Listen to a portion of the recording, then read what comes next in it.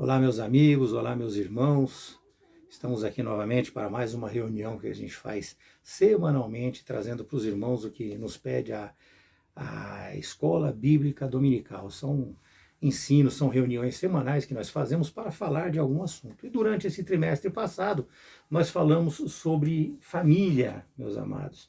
Nós falamos aqui sobre relacionamento em família. E hoje nós estaremos trazendo para os irmãos a última aula deste trimestre, que vai encerrar esse assunto, que seria reuniões em família. Hoje nós estaremos aqui falando sobre a amizade de Jesus com uma família de Betânia. Então, hoje nós estaremos falando como é que uma família deve se relacionar com Jesus, pois como Jesus se relaciona conosco, nós já sabemos, não é verdade? Nós salientaremos aqui, meus irmãos, a importância da amizade nesta reunião entre família, entre uma pessoa com a nossa família, uma pessoa conosco.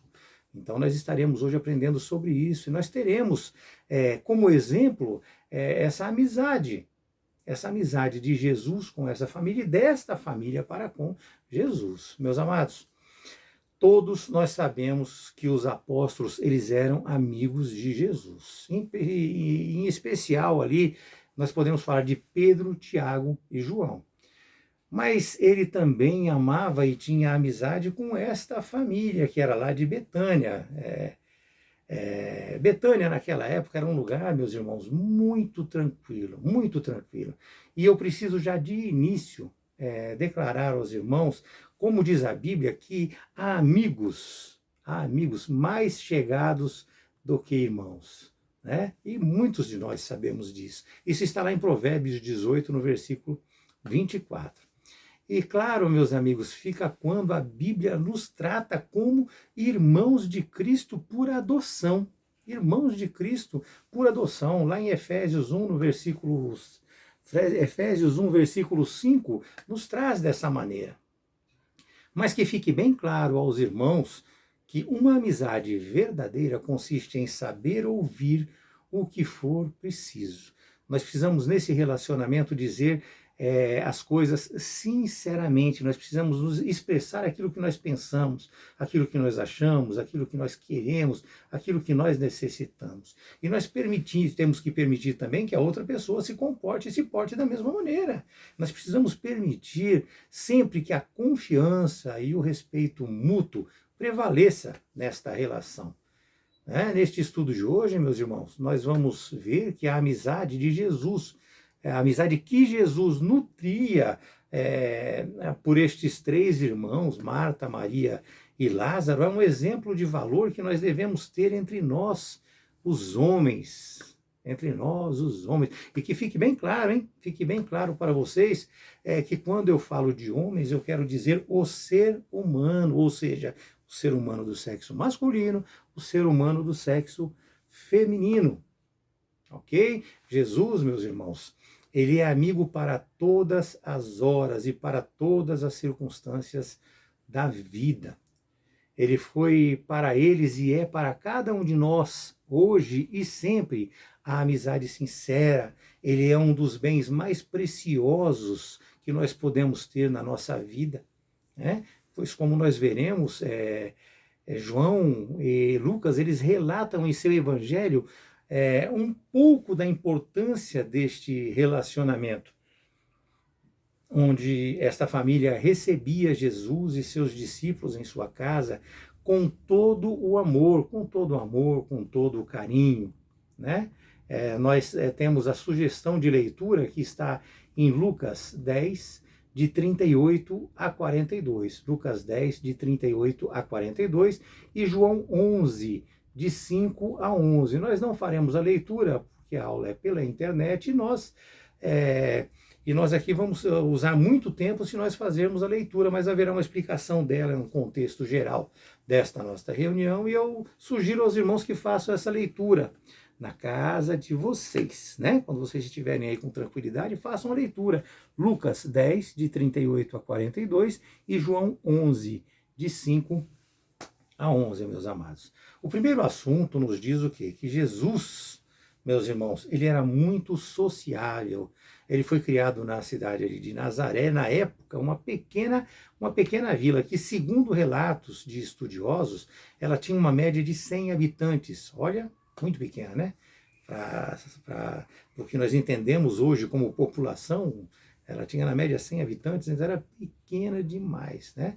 Tanto que Natanael, ele até questiona, quando ele foi chamado para servir a Jesus, ele até questiona, né? Se poderia vir alguma coisa boa ali de Nazaré. Né? Esse questionamento está lá em João 1, de 45 a 51. É um texto um tanto quanto longo também, não faremos a leitura. Mas repito, João 1, de 45 a 51. Ali em Nazaré, ele foi criado e ele desenvolveu ali relações pessoais como qualquer outra pessoa. Ele trabalhou ali como carpinteiro, porque ele seguia o quê? A profissão do seu pai. Ele seguia a profissão do seu pai. Só que ali, meus amados, após ele iniciar o seu ministério, ele peregrinou pela terra, pregando, realizando prodígios e sinais. Então ele partiu dali e começou a estabelecer muitas outras amizades. Entre tantas outras, né, ele estabeleceu uma amizade mais próxima com os discípulos, que ele, por fim, admitiu como amigos. Nós fomos chamados servos, amigos e agora, por último, filhos de Deus. É dessa maneira. Né? A palavra nos diz assim, lá em João 15, 15, já não vos chamarei servos, mas sim amigos. É dessa maneira que nós fomos chamados, eles foram chamados, e nós hoje somos chamados também. E hoje somos ainda, foi nos adicionado o direito de sermos filhos por adoção de Deus, não é verdade? Vejam, meus amados, como ele prezava a amizade. Ele prezava, deixou de ter servos e passou a ter amigos. E nós hoje somos amigos também de Jesus. A sua vida humana, ela foi marcada, meus amados, por relacionamentos sociais, por cuidado com as outras pessoas, por cuidado para com os seus amigos e até quem ele, como homem, ele não tinha contato, ele fez curas, ele fez ali libertações, ou seja, ele não tinha contato, mas as pessoas vinham pedir socorro, ele socorria, né? Mas nós precisamos entender bem, meus amados, que ser amigo de Jesus não é como muitas pessoas pensam hoje. Ser amigo de Jesus não significa não ser mais servo. Isto é uma canoa furada e nós não devemos de maneira nenhuma embarcar nela.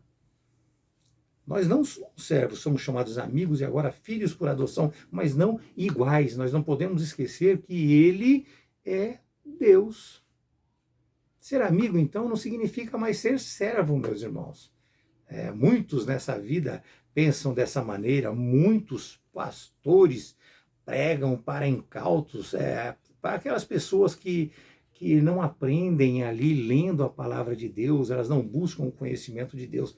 Eles estão vivendo o engano daquela confissão positiva, pregada por muitos pastores hoje aí, aquela do eu determino, eu decreto, eu exijo, aqueles que acham que podem mandar em Deus, dar ordem para Ele, dar ordem para os seus anjos, eu determino que tenha anjos na sua porta e te proteja. Não, meus amados, não é dessa maneira.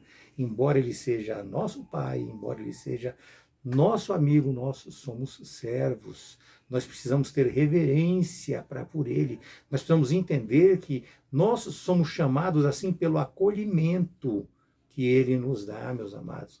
Veja que Abraão foi chamado amigo de Deus, mas ao se dirigir a ele, ele portou-se como se fosse servo. Ele disse assim: Senhor, eu vou ousar falar contigo. Olha, Senhor, eu vou ousar falar contigo. Lá em Gênesis 18, de 23 a 32. Gênesis 18, de 23 a 32. É isso mesmo. Façam as leituras para vocês comprovarem isso. Moisés também. Vamos dar aqui outro exemplo. Esse eu me lembro bem, né? Moisés também, ele falava com Deus, mas em humildade. né? Embora ele sendo tratado como amigo, ele portou-se como um servo. Ele disse para Deus, rogo-te que me mostre a sua glória. Veja que ele não determinou nada, ele pediu, ele implorou, rogo-te que me mostre a sua glória. Êxodo 33, de 18 a 19. Né? Ele falou bem dessa maneira, para que Deus mostrasse a ele a sua glória, mas ele rogou a Deus por isso. Né? E Deus falou para ele que ia fazer passar toda a bondade dele diante de Moisés, e assim ele poderia proclamar o nome do Senhor, que ele vai ter misericórdia de quem ele tiver misericórdia e que ele vai se compadecer de quem ele quiser se compadecer, meus amados. No Novo Testamento, então, são vários os exemplos, até mesmo da sua mãe, podemos falar até mesmo da sua mãe. Lucas 1, de 46 a 47, fala assim, que Maria disse assim, a minha alma engrandece ao Senhor, e o meu espírito se alegrou em Deus, meu Salvador. Olha a mãe de Jesus se referindo a ele. Né? O próprio Jesus, meus amados, olha, veio o próprio Jesus, quando se referiu ao Pai, né? Ele disse, eu não vim para ser servido, mas para servir.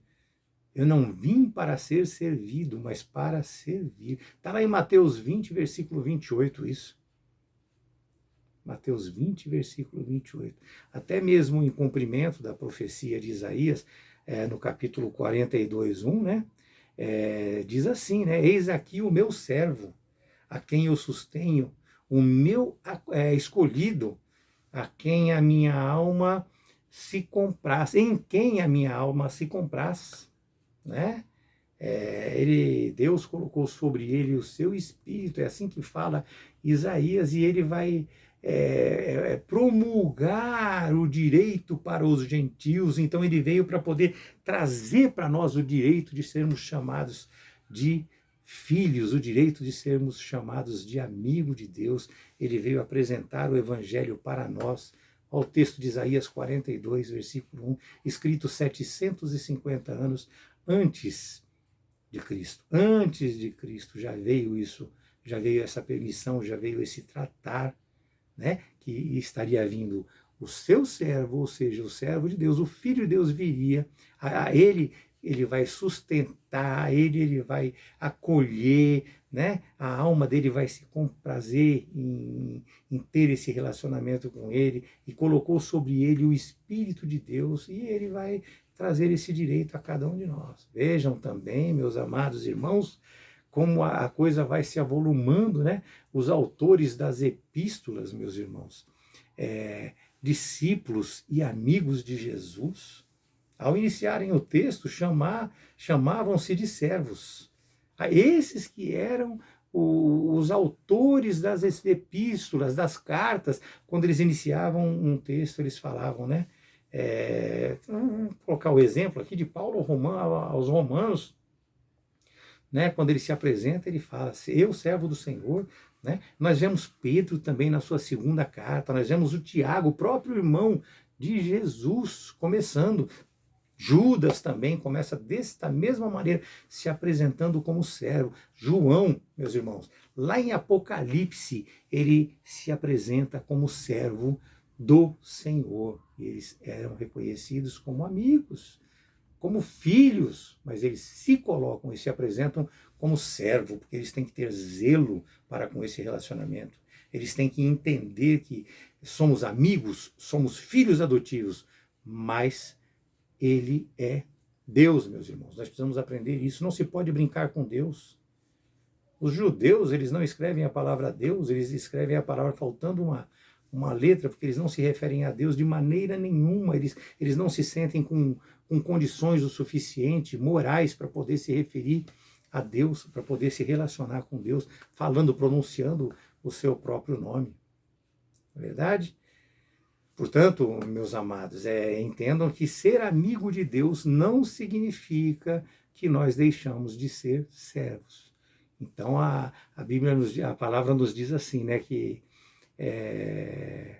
o entendimento nos diz assim, que nós não somos apenas servos, né, que nós nos tornamos amigo de Deus. Isto significa o quê? Significa proximidade, significa comunhão, significa relacionamento e não poder de mando, meus amados. Não é um relaxamento de relacionamento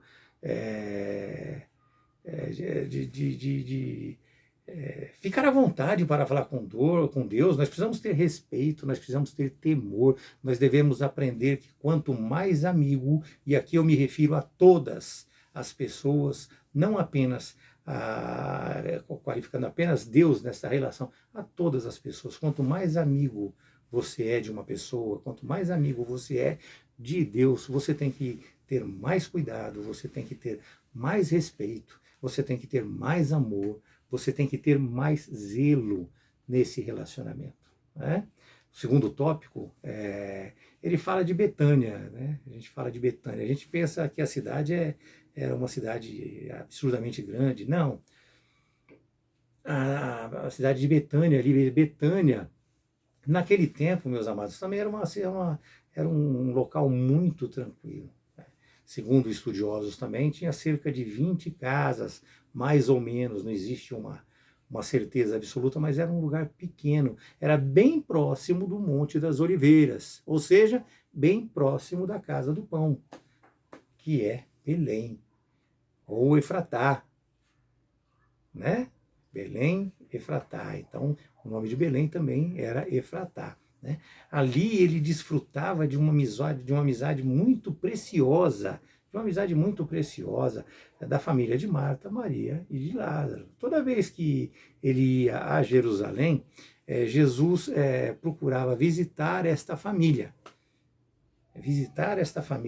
em especial. Essa família o recebia, essa família o alojava, inclusive com os seus discípulos, de uma maneira muito gentil, muito hospitaleira.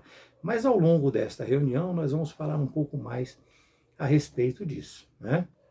Como nós já vimos em reuniões passadas, os seus próprios irmãos, os irmãos de Cristo, o rejeitaram e não compreenderam a sua missão até o momento que ele ressuscitou.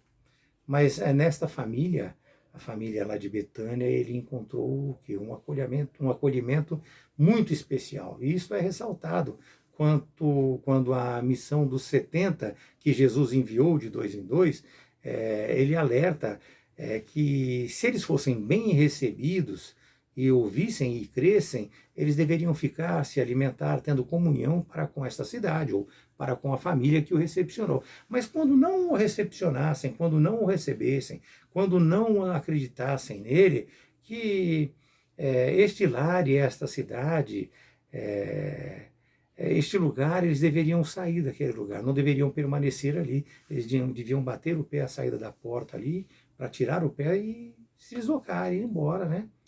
Isso está no Evangelho lá de Lucas, Evangelho de Lucas 10, de 1 a 9, também um texto grande para poder explicar, né? Explicar que estes foram enviados de 2 em 2 para poder preceder Jesus por onde ele passaria. Então vocês vão por aí, mandou de 2 em 2, cada um para um lado, para que eles pudessem preceder a Jesus. Após eles passarem por ali, né?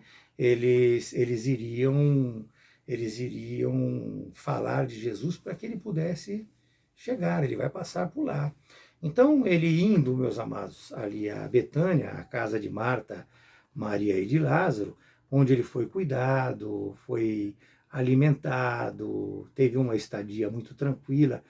E Maria, sabendo, eles três, né? Mas Maria, sabendo estar diante de Deus homem, se sentou aos seus pés para ouvi-lo. E Marta reclamou dessa atitude de Maria, né? Porque Marta era muito rigorosa, era muito, como é que eu vou dizer assim, impulsiva. Então ela reclamou dessa atitude de Maria. Marta, Jesus, né? Falou para ela, né? Marta, você está afadigada, você é ansiosa por muitas coisas. E ele disse também que Maria havia escolhido que a melhor parte, e essa melhor parte que Maria tinha escolhido não seria tirado dela. Então nós precisamos nos lembrar sempre, meus amados, que nós devemos buscar primeiro as coisas de Deus, e todas as demais coisas nos serão acrescentadas. Mateus fala sobre isso. Nós escolhendo a Deus, nós buscando a Deus, nos dedicando a Deus, as nossas necessidades serão supridas. Então nós devemos buscar a Deus e orar, meus amados. Só buscando a Deus e orando é que nós vamos conseguir dormir e ter paz. Salmos 4, versículo 8 nos traz isso, né? Em paz eu me deito e logo pego no sono, porque, Senhor, só Tu me faz repousar seguro. Olha que maravilha, né? A palavra de Deus é maravilha, maravilhosa, maravilhosa. Nós não podemos nos esquecer disso. Mas nós não podemos nos esquecer também que há necessidade de empenho, há necessidade de dedicação, há necessidade de entrega.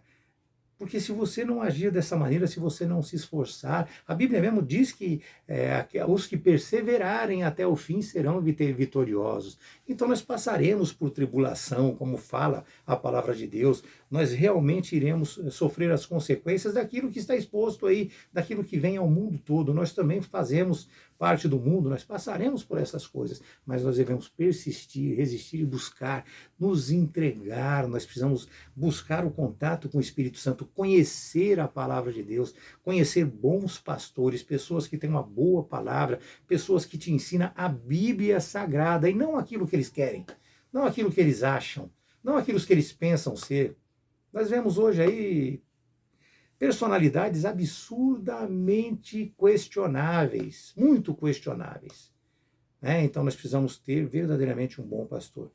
Saber e reconhecer quando se fala a palavra de Deus. E quando você ouvir a palavra de Deus, anote e confronte com o texto bíblico. Confronte com o texto bíblico. Ou pergunte a alguma pessoa que você acha que tem capacidade e condições de te orientar a respeito daquilo. Então é desta maneira que deve funcionar, meus amados. Já o segundo assunto, ele fala o quê? Ele fala da certeza da presença real do Filho de Deus, que era sentido pela família de Marta, Maria e Lázaro. Meus irmãos, nós não temos na Bíblia ou em local algum a informação nenhuma sobre os pais desta família, que é amiga de Deus, né? Se eles já eram mortos ou se eles moravam em algum outro lugar. Mas certo é que eles cresceram com todos os requisitos de uma boa vida espiritual. Eles cresceram com todos os requisitos, com tudo que eles cresceram aprendendo a se relacionar com Deus, aprendendo quem era Deus. Naquela época, sob as leis, mas eles aprenderam esse relacionamento. E eles entenderam que que Jesus era o Cristo prometido. Eles entenderam desta maneira. E nós acreditamos que Marta também, ela era a mais velha. E nós acreditamos isso por conclusão. A Bíblia também não fala isso. Por quê? Porque nós vislumbramos ali nela uma certa liderança. Parece que ela administrava tudo, ela coordenava tudo, ela tinha o controle de todas as coisas, né? E Maria, meus amados, ela foi lá e quebrou o vaso de alabastro, né? Alabastro. E ela foi ali e ungiu os pés de Jesus. Mateus 26, de 6 a 13, uma passagem linda, maravilhosa, né? E depois ela ficou mais conhecida nos evangelhos, né? Como Maria de Betânia. Ela foi citada por 3 vezes nos evangelhos. Aqui, meus irmãos, aquele vaso de alabastro correspondia a um salário de 1 ano de muito trabalho. Não era pouca coisa. Quem de nós hoje tem condições de abrir mão de um salário de 1 ano? Eles abriram mão do salário de 1 ano. Se eles não tivessem naquela época convicção, eles não abririam mão. Então Cristo realmente, Jesus realmente é o nosso Deus. Né? Ela não fez aquilo apenas por um acaso ou porque ela achou.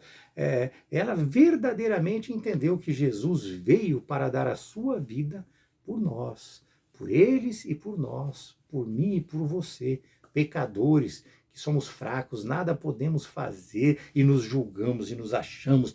O nosso egoísmo, o nosso egocentrismo, a nossa soberba, ela é grande dentro de nós, mas nós precisamos cair em nós mesmos aqui fazer uma viagem por dentro de nós e descobrirmos dentro de nós a nossa fraqueza e nos entregarmos verdadeiramente a Deus. Só Ele é merecedor de toda honra, de toda glória. Só Ele é que pode nos libertar, nos livrar de todos esses males que o mundo vem aí e nos apresenta. Então, ela ali, meus irmãos, ela sabia que ela estava recebendo o Filho de Deus.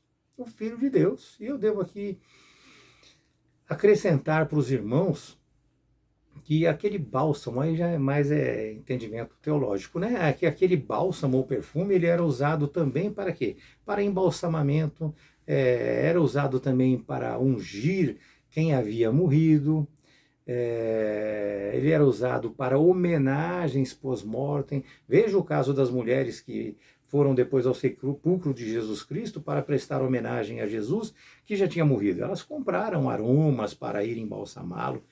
Isso está amplamente divulgado. Mateus 28, de 1 a 10, texto longo também. Lucas 24, de 1 a 12, texto longo também. João 20, de 1 a 10, texto longo também. Não é longo para nós aqui na internet, mas é muito simples e muito pequeno para que a gente possa ler em casa, para ter esta relação com a palavra de Deus. Então eu sugiro que vocês leiam. Entenderam? Leiam e aprendam também. Nós estamos aqui falando, façam um confronto se nós estamos fugindo da palavra de Deus. Né? Elas foram lá para ungir, para poder preparar ele, mas ele não estava lá, meus amados. Ele vive, irmãos. Ele está vivo. Ele está vivo e a ciência e a história não conseguem falar nada contra isso. Nada contra isso. Então não há dúvida. São muitos anos procurando, buscando provas de que isso não aconteceu. Então não tenham dúvidas, eles não acharam. Então ele ressuscitou. Ele ressuscitou, meus amados. Maravilhosa esta relação nossa com ele. Maravilhosa esse entendimento que nós temos. Maravilhoso é esse entendimento que nós temos. E é isso que enche o nosso coração de alegria. A certeza de que ele voltará. Que ele voltará. Bom, vamos ao assunto, né? Vejam então que esta relação entre a família e Jesus era muito mais do que apenas uma relação social. Eles entendiam ali de fato que era de fato a presença real do Filho de Deus dentro da sua casa. Jesus, meus amados, ele é o nosso consolador. Ele disse para nós que quando ele fosse, né, ele viria, ele mandaria outro consolador. E o outro aqui significa da mesma natureza. Teologia, entendam isso. O outro não é uma outra pessoa diferente, é uma pessoa da mesma natureza. Ou seja, não os termos héteros, né, que significa diferente. Então são termos, é a mesma natureza, é o mesmo Deus, né? Então não é o termo héteros, que significa diferente. Héteros significa diferente. Vejam bem, ali ele falou em grego, né? Então não é héteros, o termo é allos. O termo é allos, ou seja, que significa que é da mesma natureza, porque o Pai, o Filho e o Espírito Santo, eles formam um único Deus. É uma tripessoalidade, é uma triunidade, é uma trindade. Então é o mesmo Deus. São três pessoas em um único Deus. Os estudiosos, meus irmãos, eles citam aqui três exemplos sobre Maria. Três exemplos para que nós possamos entender. Lá em Lucas 10, 39, tem um contexto disso que vocês precisam ler, mas ali ele fala que Maria se assentou aos pés de Jesus para ouvi-lo. Em João 11, de 31 a 43, isso mesmo, João 11, de 31 a 43, fala que Maria prostrada falou: Senhor, se tu estivesses aqui, prostrada, ela se prostrou. Se tu estivesses aqui, não teria ocorrido, né? Lázaro não teria morrido, né? João 12, de 2 a 11, fala que Maria ungiu os pés de Jesus e com seus cabelos ele enxugou os pés de Jesus, meus irmãos. Nós, meus irmãos, precisamos verdadeiramente nos relacionar com Jesus desta maneira. Vem dele a maior das nossas oportunidades de arrependimento, de uma vida equilibrada. É assim, é seguindo os seus preceitos que nós seremos restaurados e santificados, não é de outra forma. É desta forma que nós seremos aceitos no reino de Deus, seguindo os seus preceitos. E os preceitos que nós temos aqui é a palavra de Deus. O pregador às vezes erra, o pregador às vezes se confunde, o professor às vezes se confunde. Eu não tenho o costume de usar corretores aqui, eu não tenho o costume de acertar os vídeos. Eu, do jeito que eu vou falando, eu falo. Então, se eu erro, eu já corrijo na hora, tento pelo menos. Se passar alguma coisa, depois eu corrijo lá nos comentários, mas eu não arrumo o vídeo. Agora tem muitas pessoas que eles editam, lembrei da palavra, eles editam o vídeo para poder não cometer certos erros. Eu não, eu falo do coração, eu falo aquilo que o Espírito Santo coloca na minha boca, eu tento ensinar da melhor maneira possível para vocês, sem mentir e sem omitir também as minhas falhas, meus erros. Né? Desta maneira que nós falamos. Marta, meus amigos, ela é vista, às vezes, negativamente. Eu estou falando agora de Marta, da primogênita, que nós entendemos ser a primogênita, né? Ela é vista muitas vezes negativamente pelos leitores. Por quê? Porque ela foi repreendida por Jesus Cristo naquele evento, né? Que nós já falamos. Então ela foi ali repreendida por Jesus, né? Porém, não é dessa maneira. Ela foi alertada e não repreendida. Ela foi alertada sobre prioridades. E nós aqui hoje estamos também sendo alertados sobre prioridades. Né? Ela aparentava ser uma pessoa muito perfeccionista no trabalho do lar. E ser assim não é um erro. Este alerta serve para que nós possamos aprender a estabelecer prioridades. Estabelecer prioridades. Não é errado que tudo saia da maneira correta. De maneira nenhuma, nós precisamos disso. Né? E nós vemos aí o serviço em família. Então existe um pensamento chamado a tirania do urgente. Né? Existe a tirania do urgente, onde nós estabelecemos o que? Prioridades, sem que de fato sejam. Prioridades, isso é urgente, eu tenho que fazer agora. E nós fazemos isso de uma maneira muito equivocada. Às vezes é urgente eu ir no shopping e não é urgente eu ir na igreja. Às vezes é urgente eu ver a televisão e não é urgente eu ler a palavra de Deus. Nós precisamos aprender a nos corrigir com essas coisas. Separa um tempo, leia a palavra de Deus, aprenda. Dúvidas, eu estou à disposição para explicar. Tem muitos pastores, bons pastores na internet, bons pastores em igrejas, que estão aptos a ensinar, a explicar. Né? É dessa maneira, meus amados. Então a tirania do urgente tem que ser rechaçada por nós. Nós precisamos sim ter urgência no relacionamento com Deus, com a sua palavra. Né? Então a gente às vezes faz o quê? Faz o que é urgente e a gente não se apercebe do que de verdade é importante. De verdade é importante. O urgente vai atender a nossa prioridade humana enquanto nós estivermos vivos, mas e a eternidade? Nós temos que ter consciência que existe uma eternidade. Né? E é claro que nós devemos fazer tudo isso dentro de um equilíbrio. Nós não podemos abandonar o lar, mas a vida com Deus é muito mais importante. Paulo, inclusive, fala, meus amados, que o exercício corporal para pouco serve. Para pouco serve. Né? Mas ele se refere a isto quando ele é comparado com a estar de frente para com Deus. Então, você vai fazer exercício físico, você vai fazer não sei o que lá, mas não está de frente com Deus, não está ali sendo acompanhado, não está vivendo essa relação com Ele. Então, é claro que o exercício ele é importante, o exercício ele é necessário, mas estar ali de frente com Deus é o mais importante. Né?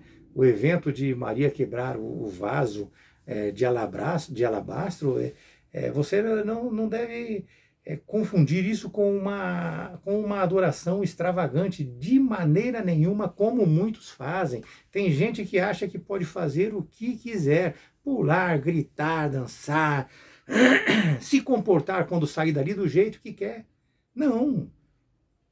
Você ser avivado é você ter um relacionamento com Deus. Você na igreja, você vai sim poder falar alto, você vai poder se empenhar, você vai poder dar glória a Deus, mas você tem que sair dali e se manter no relacionamento com Deus. Não adianta você ser uma pessoa dentro da igreja e outra fora dela, meus amados. Nós precisamos ter verdadeiramente essa comunhão com Deus. Quando você lê a Bíblia, você percebe que a adoração tem a ver com o quê? Tem a ver com prostração, tem a ver com reverência, tem a ver com cuidado, tem a ver com ordem, tem a ver com decência, tem a ver com respeito, tem a ver com zelo, meu irmão. É isso. Isso é relacionamento com Deus. E quando a gente fala de tudo isso, a gente está falando também de você. Você tem que cuidar de você, você tem que ter trato com você, você tem que te levar mais próximo de Deus. É dessa maneira. Então, o que nós aprendemos, meus amados? Que Marta, Maria e Lázaro, né? E eu queria trazer aqui um detalhe, que para não fugir, não sei se eu já comentei, mas eu vou, se for o caso, falar novamente, né? O nome de Marta, ela aparece sempre primeiro. Vocês já repararam nisso? Marta, Maria e Lázaro, né? Então, nós entendemos que ela seria a mais velha. Ou seja, ela é a mais velha, é a pessoa que cuida de tudo, por isso que ela criou aquele hábito de ter tudo, toda aquela organização. Ela é uma pessoa muito ativa, muito inquieta, ela é impulsiva, ela é de emoções intensas ali. Ao falar, ela fala de uma maneira franca, de uma maneira direta, porém sem mentir, ela fala a verdade. Ela fala a verdade. Nós não podemos ser intensos, né? Falar de uma maneira direta, de uma maneira franca, mas falar mentiras. Nós temos que falar a verdade, né? Já Maria não, já Maria ela se sobressai ali na devoção. Ela era muito sossegada, muito tranquila, ela era contemplativa, ela falava muito pouco, mas o importante é que havia o amor de Jesus para com os três. E os três também amavam a Jesus, meus irmãos. Marta e Maria, com perfis ali distintos, como nós vimos, Maria agia mais era com o coração e Marta mais com o trabalho manual, porém todos eles eram fiéis discípulos de Jesus. Pouco aqui se fala de Lázaro, mas como disse, todos eram fiéis a Jesus Cristo. Marta, porém, ela falha, ela tem uma falha quando ela prioriza as coisas. E isso acontece muito nos dias de hoje. Ela prioriza o que está aqui, o material, as coisas com a qual se lida no dia a dia, né? Então hoje isso acontece muito. Nós não fazemos, meus irmãos, infelizmente eu sou obrigado a falar, e falo aqui inclusive de mim, nós não fazemos as escolhas certas muitas vezes. Nós precisamos aprender e entender que nós precisamos priorizar a Deus. Hoje se prioriza as necessidades materiais e nós precisamos mudar isso urgentemente. Mudar urgentemente essas coisas. Servir a Deus não é como o mundo hoje em dia aí pensa, não.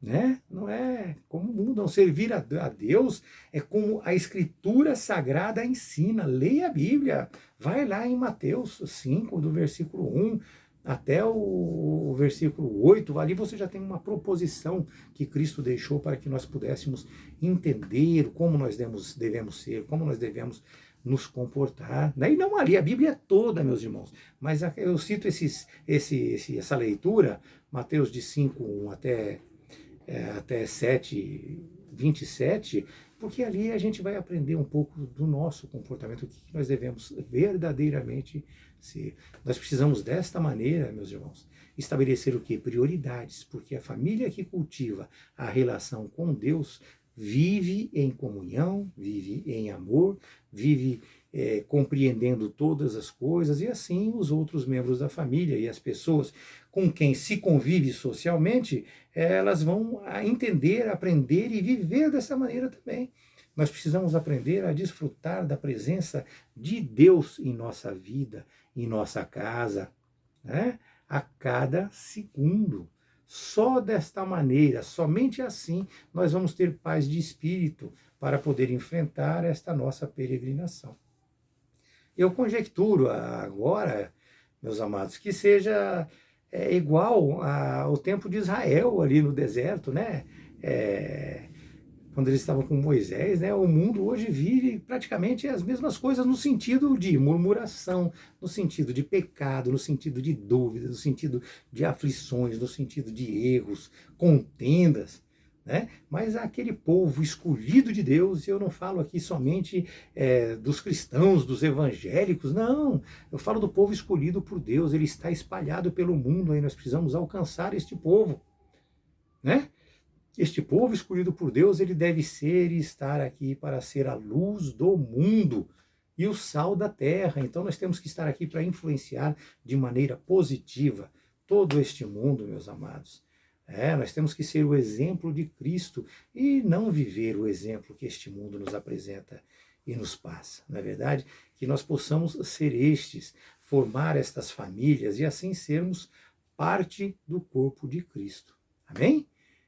Que Deus abençoe, eu espero que todos tenham entendido a nossa reunião de hoje e que nós possamos viver verdadeiramente essa paz de Cristo e reconhecer Jesus como nosso Senhor e Salvador. Somos amigos de Cristo, somos filhos de Cristo, filhos de Deus, nós somos seus irmãos, mas não podemos esquecer que Deus é Deus acima de todas as coisas e assim nós somos também seus servos. Amém? Que Deus abençoe a cada um. Uma ótima semana para todos.